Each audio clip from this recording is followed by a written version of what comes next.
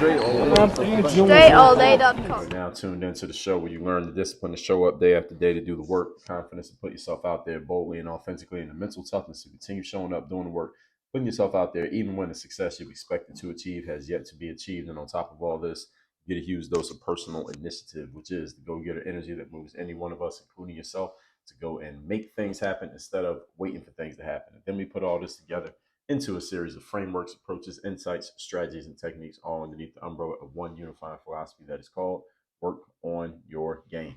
My name is Dre Baldwin, also known as Dre All Day, and welcome to the show. And today's topic is how to maintain an open mind. Before we get started, let me inform everybody, or remind you if you didn't know, I send out a text message every morning guaranteed to have you focused, sharp, and on point. It's called the Daily Motivation. You want to get this message, so all you got to do to get it is to text me at my number 305-384-6894. Once you text me, you'll be in my text community completely free of charge, and when I send out my motivational messages, you'll be getting them, and we'll give you your options, tell you different ways you can get different messages with different frequencies. Secondly, Work on Your Game University. That is workongameuniversity.com. That's the only place that I do any coaching. If you would like to be coached by me directly, you want to join one of my mastermind groups and work with me directly, be able to share your challenges, get your questions answered, and get insight directly from me, that is the only place that I do it. That is workonyourgameuniversity.com. The link, along with the number to get into my text community, are down below in the description to this episode, wherever you're listening to it. All that out the way, let's get into the subject: how to maintain an open mind.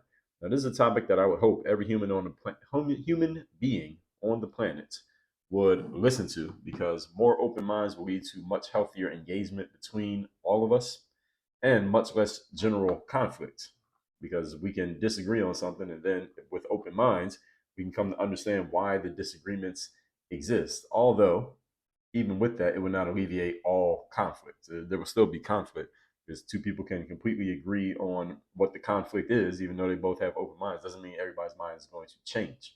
But this topic is directed towards those who want to be clear and critical thinkers at the same time. You want to be able to think about things clearly and objectively. Also be able to look at things critically and understand what you're really seeing, or ask the right questions about what you're seeing so you can get clear on what you're seeing at the same time, and never get yourself stuck in dogmatic thinking. Dogmatic thinking is just a mindset of, well, things are this way and there's no other way to look at it. Basically, to look at some type of idea that you have as incontrovertibly true. And while there are some things that maybe I actually suggest that every human being has a set of personal principles, whatever you believe to be incontrovertibly true, and that you are not willing to violate or go against under any circumstances. Those are personal principles. I actually listed those out when I talked about the 12 Work on Your Game commandments, which is also principles of the entire Work on Your Game philosophy, which I created. So I 100% agree with those. It was actually 13 of them. And I have others. One is early is on time is late is forgotten. That's a principle of mine. Complainers and victims are losers. That's another principle of mine.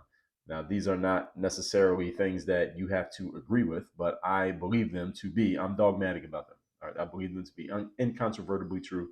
There's nothing you're going to say to me, or any argument you're going to make that's going to make me change my mind on those, even if agreeing to and adhering to that principle for me might cause me to be in conflict with someone who I otherwise don't have conflict with. Then we're just going to have to be in conflict, because I am not going against that principle. So with that, all of those caveats out of the way, let's get it into the point here today, which is how to maintain an open mind. Number one, do not commit to your opinions. In episode 734, I told you that you should always aim to keep all of your opinions flexible.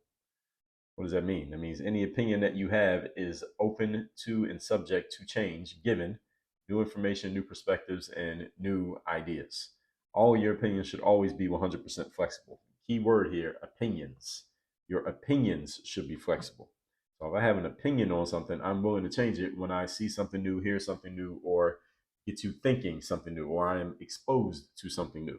Now, my principles, however, I don't care what I get exposed to, those are probably not changing. There's a very, very, very tiny chance any of my principles is ever going to change, regardless of what I'm exposed to, regardless of what I see, hear, or consume.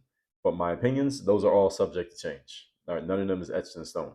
unfortunately, many human beings live their lives with their opinions etched in stone, even though they don't even know where they got their opinions from in the first place. Because, again, most people are not critical thinkers and they have no real clarity as to where they even got their beliefs from. So, trying to even questioning them and asking them, where'd you get this belief from, usually produces hostility from people. If you get hostile about someone questioning where you got your opinions and beliefs from, then you should really look in the mirror and question where you got your opinions and beliefs from, because there's no need to get hostile about something that you believe to be true. Because if you believe it to be true, you shouldn't have any problem articulating why. But again, the more conversations I have with people who have these uh, mental flaws, the more I notice this happening. So keeping your opinions flexible means you are willing to change them if and when you acquire new information, new perspectives, and new experiences. Your principles may be set in stone, your opinions should never be. So be careful that you do not allow your opinions to become beliefs that back you into a corner from which you cannot escape.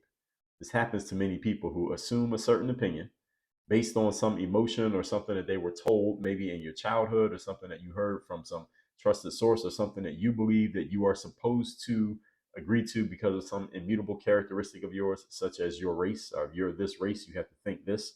Or your religion, if you're this religion, you have to think this. Or your gender, if you're this gender, you have to believe this. And what happens with a lot of people is they get told that at some point in their lives, they take that opinion, because it's nothing but an opinion, they allow it to harden into a belief, and then they live their entire life still believing that thing, even though they have no basis upon which to defend it.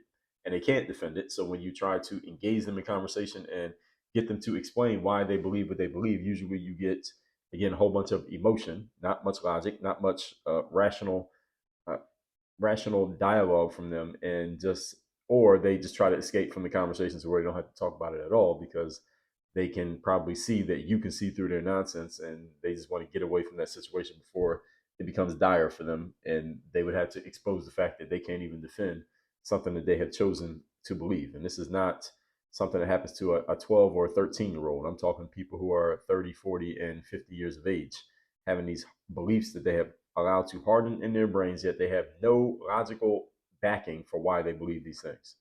And some of you may be guilty of this. You just need to examine the things that you believe, and then ask yourself, why do you believe them? What is it based on? Is it based on something that you could actually defend against someone who has no need to agree with you? If you can't, then you may be dogmatically believing in something that you can't even back up. And that should give you pause. If you're a critical thinker, you probably don't have too many of these. But even if you are a critical thinker, you may need to check yourself on these, because you may have some hardened beliefs that have never been tested. And you should always test everything that you believe to find out, is it actually true or not? I remember as an athlete playing basketball, I decided at some point, probably in my 20s, that playing basketball on concrete was just a bad idea, because playing basketball on your concrete would mess up your knees. That was the idea or the belief that many of us basketball players had back in, let's say, 20-ish years ago, once we had access to indoor gyms. Now, while we had all grown up playing outside on the concrete, I don't know if kids even do that these days, but we grew up playing outside on the concrete, and it didn't mess up any of our knees. All of a sudden, as soon as we had access to indoor gyms, we got this belief that, well, if you play too much on concrete, it's going to mess up your knees. And I had this belief. I maintained this belief through all of my basketball career. I never played basketball outside on concrete if I could avoid it. Never did. I remember I lived in a building where there was a basketball court right across the street from the building. As soon as you walked out the door, there was a big basketball court right there in front of me. And there was always a lot of players out there playing. Now, these guys were recreationally, everyday, people who didn't play basketball for a living, but always had entertained the thought of maybe one day I should go out there and play with those guys, just so I can bust their ass and just show them how much better I am than them. But I never did, because it was a concrete basketball court, and I believed that playing basketball on concrete would mess up my knees. So I never ever played basketball on that court, despite the thousands of times I saw people out there playing. So when I got done playing basketball in 2015, I didn't want to play ball anymore, but I needed something to do where I could, let my energy out, stay in shape, keep working out, etc. So I decided I would try running outside. It was running. I mean, running is a part of basketball, but I like the concept of running. I like running in general because I like to see the city. I like the scenic routes, and it's something I can do by myself. Just like basketball, I didn't need a bunch of other people to run. I just needed myself, and I didn't need any equipment, any specialized training or anything like that. So it was an easy sport to just slip into. But the challenge was, if I'm going to run, I got two options. I could either run indoor on the treadmill, which would be really boring, doing it over and over and over again. I could do it once in a while, but not every day, or not even consistent, not even 3 days a week do I want to run on a damn treadmill. Or B, I could run outside on concrete. Problem with running outside on concrete was that concrete messes up my knees, or so I thought. So then I said, let me just give it a try. I figured I don't play basketball anymore anyway, so if I go run 5 miles on concrete and it messes up my knees, well, so what? I can just stop running. My knees are messed up, so what? I'm not playing basketball anymore. I don't need my knees for that anymore. I'll be okay. One run, I don't think is going to cripple me, so let's just try it. So I went and ran outside on concrete, and my knees felt perfectly fine. Then I ran some more, and after a few months of running, I realized something, that my knees actually felt better and healthier while I was doing this running without basketball than they felt when I was playing basketball, not on concrete.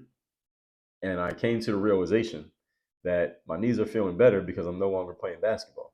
And the issue that, at least for me personally, I'm not saying this will apply to all of you because every human body is unique. The issue for me was that the movement of basketball, the stopping and the starting, the sliding side to side, the jumping, the impact, that was what was actually bothering my knees. It wasn't whether it was on a hardwood floor or a rubber floor or concrete. It wasn't what the surface was that I was doing the movements on. It was the fact that I was doing the movements that was bothering my knees. My knees feel a lot better now, right now, today. It's been 8 years since I played basketball, and I run several times a week and have been doing so ever since. But the initiation of that story that I told you, I stopped playing ball. I started running on a more consistent basis, and I've put thousands of miles on my knees and the rest of my body over the last several years. And my knees have never felt how they felt when I was playing basketball. Because basketball is a different set of movements. So it was actually the movements of basketball that were bothering my knees. It wasn't the concrete.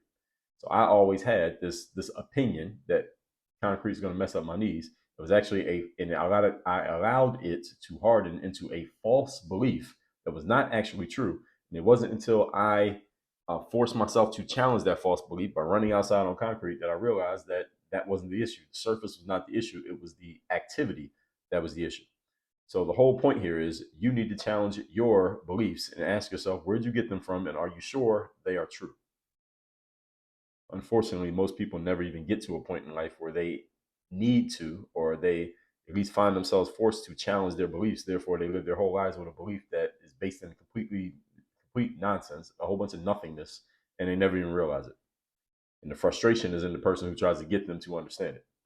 So, what happens with a lot of people is they allow their opinions to harden into beliefs.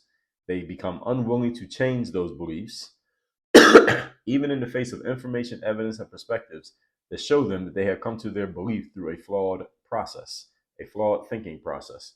Now, usually the flawed thinking process is no thinking whatsoever. All right, that's the flawed thinking process that many people have, that they don't think at all. I told you 3 truths about human beings. They don't think, they don't read, and they're lazy. So many people get their beliefs from other people. Somebody else told you should believe something. You accept it. You go through your whole life defending and believing something and defending it staunchly with no basis for why you believe it. And if someone tries to challenge your belief, you get mad at them for challenging your belief when you should be mad at yourself for having accepted that bullshit in the first place. The main reason this occurs because, again, many human beings, again, are lazy, mentally lazy, don't think. And also because many people are too arrogant, especially once they decide they believe something. Many humans become very arrogant and weak of ego, such that they will never admit that they have no reason to believe the things that they believe. Right? Go find somebody who really strongly believes in something that they can't defend and try to get them to defend it. And they will do everything that they can to stay away from that conversation because they know that you know, and unconsciously they understand that the more they talk about it, the more clear it's going to be that they have no reason for believing what they believe, but they don't want to have to admit that or want it exposed. So they will do everything they can to avoid the conversation. I've seen that hundreds of times in life, unfortunately. Hopefully, this episode will reduce the amount that is even possible. Point number 2. Today's topic, once again, is how to maintain an open mind. Number 2, be willing to engage in good faith with anyone, especially those who express ideas that you disagree with. This is another important one. Engage in good faith. That means have a conversation with someone where not where you're trying to set them up or set them up to lose or set yourself up to win, but just have a good faith conversation. Like, this is what I see. This is why I see it. Oh, let me see what you see. Let me understand why you see it. A good faith conversation. Neither one of you is trying to get a gotcha moment on the other person or trying to embarrass them or make them look bad or even make them wrong. You're just having a conversation and just finding out where they stand, and you're allowing them to find out where you stand. That's a good faith conversation. And this is especially important with people who express different ideas from you, because you don't even need to think about having a good faith conversation with someone who you agree with. But a good faith conversation with someone with whom you disagree, these are few and far between, because there are so few people who, first of all, have an open mind, secondly, have the critical thinking skills to talk to someone who they disagree with, and third, are willing to do so in good faith. Very hard to find someone who has all three. Question is, do you have them? See, this habit is painfully lacking in today's society because a lot of people get way too emotional in defending their opinions as if they're defending a principle. See, it's one thing if I'm defending one of my principles. One of my principles is early is on time is late, and late is forgotten. Your opinion that showing up on time rather than showing up early is okay. I can dismiss it, but I also am not going to change my mind, and I'll talk to you about it a little bit, and I may try to convince you to see things my way, but if you choose not to, that's fine, but I'm not changing my mind. But what happens with people is they get really angry or very defensive or go on the attack. They become aggressive in defending an opinion, not a principle. Nobody should get aggressive or any type of any level of excitement, any level of arousement in defending an opinion. All right, opinions again are flimsy and they're easily replaceable. They're like pieces of chewing gum. All right, you chew one up, you throw that one out, you get a new one. You should never get that excited over an opinion. Now, you can get excited over a principle because those you don't change. It's like somebody who's defending their religion. You may get very staunch in that because that's a principle of yours, but your opinions, no, these easily change. And people defend their opinions as if their lives depend on it, even though they have very little substance with which to defend these opinions. This is one reason why I have always read and replied to comments that I get on social media going back 20 years. And the reason I do so is not because people are principled and clear thinking and critical thinkers in the comments. They're not. They're actually the opposite of that. Is because it's interesting to me to get to understand other people's thought process, which again is usually manifested in the words that they use. Because you can't read another person's mind. So you can never know exactly what someone is thinking. But the closest you can come to understanding it is listen to how they talk, because our words are a reflection of our thoughts. So when I read comments on Instagram or YouTube and things like that, it gives me ideas of material that I'm going to create moving forward in my on my platforms. Why? Because the things that people say, and I have the ability to kind of decipher what questions someone needs to ask, or they are not asking, or they don't even know to ask, based on the things that they're saying. So when someone tells me one of their challenges, I may realize, oh, what this person doesn't understand is that they think they're in business A, but they're actually in business B. But they don't understand that that's the issue. I understand it because I can decipher what they're saying. And then I can go and explain to them, okay, you're asking this, but here's the question you should be asking. I provide them a better question. Now they get insight, and now they can get a result. And this is the reason why I work as a coach. This is the reason why we have Work On Your Game University, because this is something that I do as a professional level skill. So the whole point here is I want to understand people's thought processes. This is the reason why I read comments and DMs and text messages and respond to things that people say, because it helps me understand how people think. And often when someone expresses a certain perspective, I realize, oh, if this one person has this perspective, there's probably 20 or 200 or 2,000 people who have this exact same perspective. Let me address this perspective and help set these people straight, or put them on a better path than the one they think they're on, and I can help a whole bunch of people rather than just responding to one person.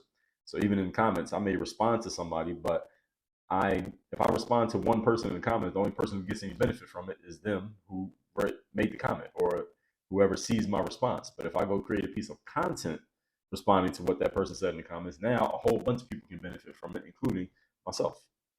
So even if I think someone's thought process is flawed, and I often notice this in people, I'll still engage with them because it gives me ideas into how they're thinking. The more I hear somebody talk, the better I understand their thought process.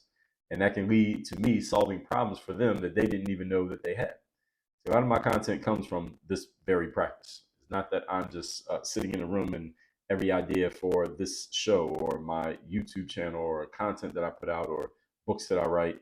Books is a little bit different. There's not that many of them, but material that I put out is not that it just randomly comes to me out of nowhere. It's my engagement with people and hearing the things that they say, which allows me to decipher what they're thinking, allows me to know, okay, here's what I need to address next because these people, they think this, but they actually need to be thinking this. They don't even understand what they're missing.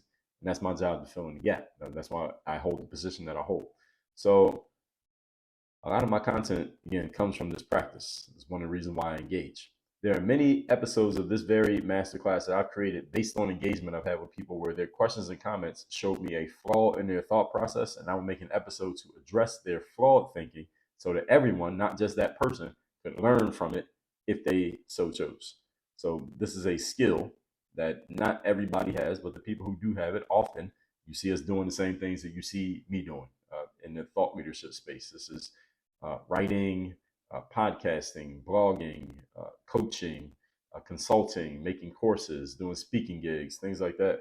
Why? Because that's why they call it thought leadership, because we are thinking on a level that's a little bit higher than other people. And our job is to help people see things in a different way, thought wise, than the way that they were seeing it before. Point number 3. Today's topic, once again, is how to maintain an open mind. Test all theories prior to acceptance. Test all theories prior to acceptance. A good idea or theory could come from anywhere. There's another reason why I'm willing to engage with people, even someone who has no audience, no clout, no resume, etc. I'll still engage with those people if they have no credibility in the area in which they're speaking, and I could easily justifiably ignore them. I can easily just say to somebody, "Well, man, you got 20 followers. What do I have to talk to you for? What I even have to respond to you?"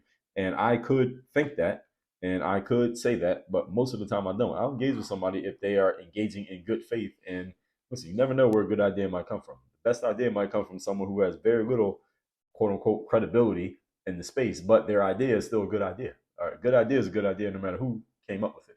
And a bad idea is a bad idea, no matter who came up with it. So the first product I ever created and sold was a basketball training program called Hoop Handbook. Website still exists to this day. It was made for basketball players so they could train on their own, basically for players who were just like me, who were working out on their own, didn't really have anybody to teach them basketball, and they just needed to know what do I practice and how do I practice so I can get better. And that product was the result of a comment that came from a nameless, faceless person on YouTube who just suggested, Dre, why don't you take the workouts that you do on the court and just put them on paper in some way so that other players like us, this is the commentator, can learn from you the same way that I'm learning from you. Everybody should be able to learn from you. Why don't you just write down what you do? I had a lot of videos on YouTube at this time, and it was kind of hard to decide where to begin. That was the challenge that a lot of my audience had.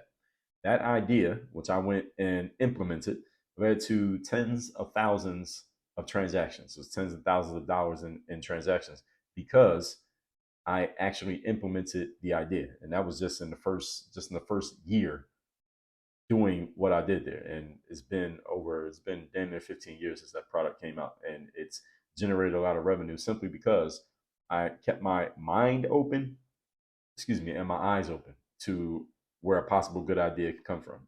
They don't all have to come from you, and they don't all have to come from some allegedly verified source. Sometimes they may have the worst ideas simply because they know so much. People who know the least might have the best ideas because their mind is not fenced in by what they know to quote unquote not be possible.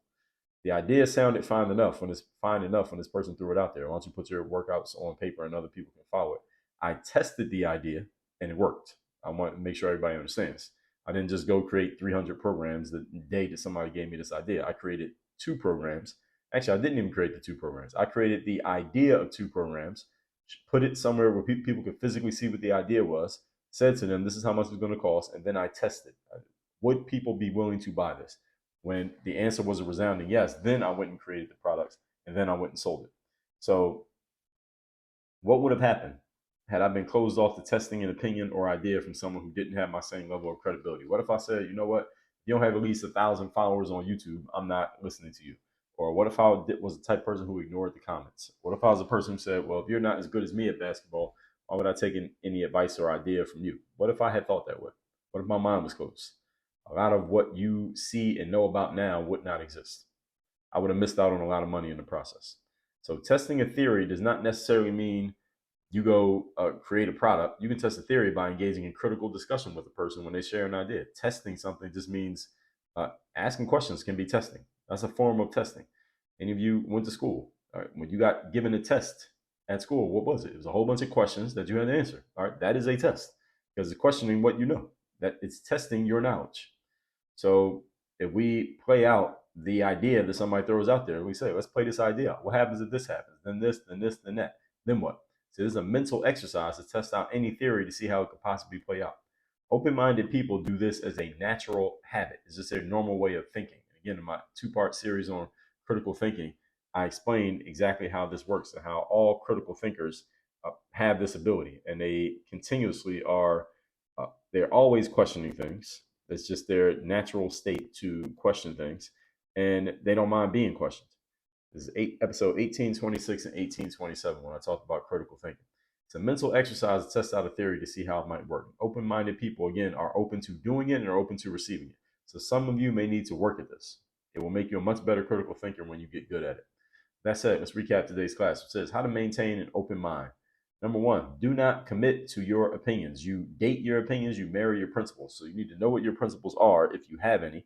And every opinion that you have, you should hold on to it loosely, meaning you are willing to let it go if and when you get new experiences, new perspectives, and new ideas. Number two, be willing to engage in good faith with anyone, especially with those with whom you express ideas that those who express ideas that disagree with yours. This is the way that we can move society forward. So people who disagree can at least have a conversation in good faith to find out why each thinks what they think, why each believes what they believe, and we can get much better understanding between each other, even if nobody's mind gets changed in the process. And number three, test all theories prior to acceptance. Good idea theory can come from anywhere. This is why I still engage with anyone in my audience, even if they don't have my level of credibility, accomplishment, success, brand name, etc. I'll still engage with them because you never know where you might get a good idea from. There might be some 15-year-old kid who has accomplished nothing up to this point in their lives except going to school every day. But they might have an idea that if I was to implement it with all of my knowledge and experience, it would actually produce better results than my current process is producing. But if my mind is closed, because I'm looking at them like, oh, you're just a 15-year-old kid, what do you know? I may miss out on a great idea and a great opportunity. That doesn't mean if you have not achieved anything, you just go throwing your ideas at everybody as if they should listen to you. You should probably still do the work to earn your position and earn your right to be heard. But there are people like me who will listen and see what you have to say anyway, because there might be a diamond in the rough somewhere in that process. But all that said, text me so you're getting my motivation texts when I send them out. Daily motivation every day, Monday motivation every Monday. My number is 305-384-6894. You'll get that. You'll get into my text community completely for free when you do that.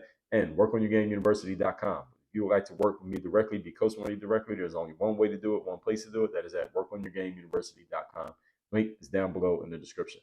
Work on your game. Dre